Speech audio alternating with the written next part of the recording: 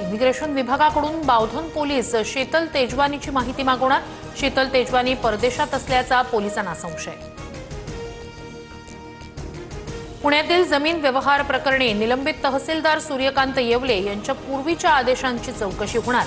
पुण्याचे जिल्हाधिकारी जितेंद्र डुडी यांची माहिती। उपमुख्यमंत्री एकनाथ शिंदे आज सांगली दौऱ्यावर।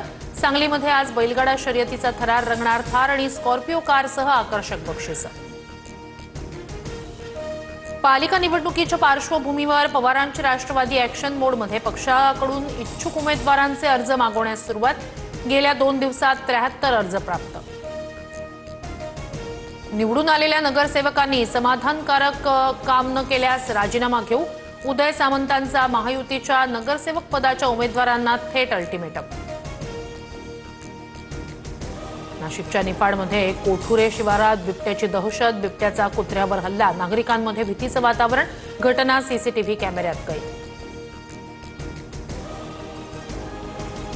अटल सेतू कामासाठी अंशतः बंद। अटल सेतूवरील रस्त्याच्या मजबूतीकरणाच्या कामाला सुरुवात।